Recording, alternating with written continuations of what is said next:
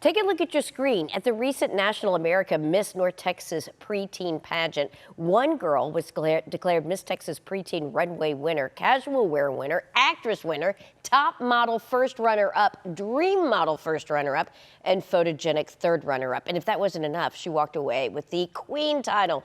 Meet the reigning National America Miss North Texas preteen queen, Malia Johnson. She joins me with her father, Lance. Congratulations, Malia. I could hardly get it all out because I ran out of breath, but man, you did so well. Were you surprised that you won so many titles? I was so surprised. It definitely did take a lot of hard work and dedication, but it did pay off. Well, certainly you know how to impress the judges. So what went into your preparations? It definitely did take a lot of work with my modeling and pageant coach, a lot of repetition, but my dad also had me walk on the treadmill with my heels. No, he did not. He did. Lance?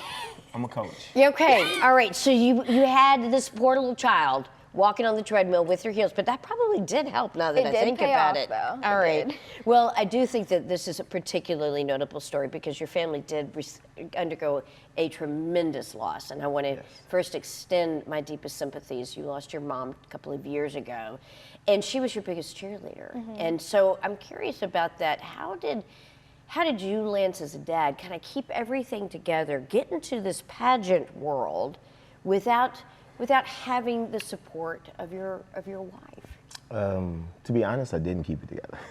I had a lot of support. I had my church. We attend one community church. The pastors. We have a life group. The life group. Catherine's dad. They all surrounded me and supported me and Malia through this difficult time. And so I did not keep it together, but I had a support group that was there for me and surrounded us and covered us. I'm really glad that you said what you said, that you didn't keep it together, that you had to have a group of people around you supporting you. That is a devastating loss, and have to be not only going through the grief process, but saddled with the responsibility of kind of playing both roles. Sounds like you've done a pretty outstanding job. So I'm curious about, for you, Malia, not having your mom and having your dad, what did he do that really helped you through that process and that loss, and be able to sustain yourself as you continued your passion and your mom's passion of pageants?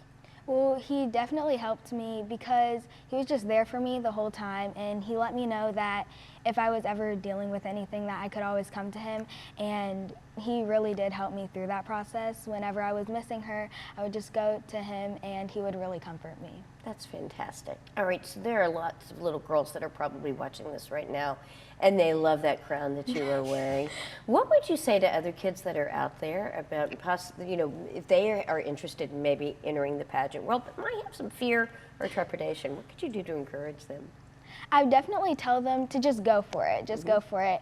I just went for it, and and here you are. Yeah, so definitely just go for it and just be yourself and make a lot of new friends, because when you meet a lot of new friends, that just makes the pageant world 10 times better. I think that's so true, because those relationships are really important. Yes. Okay, so take me back to that moment, if you don't mind.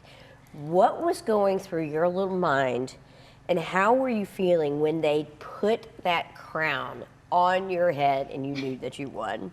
When they called out my name, I was just screaming, what, in my head the whole time, and I was just so excited. I could not believe it. And Lance, I'm sure you kept your composure. There wasn't any hoops and hollers, I would imagine. Or go on and fess up. Okay, I'm a coach. I play basketball and football, so we was screaming like it's a football game. Me and her godfather, which is my best friend, we were screaming, and then I realized she had won, and I felt her mom in my presence, and I fell to my chair, and I started crying. Yes, I will admit I was crying. Yeah, I would imagine that overwhelming emotions that you had to experience everything from the triumph of the win to the reality of the loss, but also the feeling of her presence. That had to be so profound. Yes. Yeah. So I want to ask you, Lance, a similar question. So you went through something that's unimaginable for so many people, and now you've got this daughter. I would suspect that the pageant world was not something you were particularly familiar with or had particularly had any in-depth knowledge. What would you say to people that might be undergoing a loss like you experienced?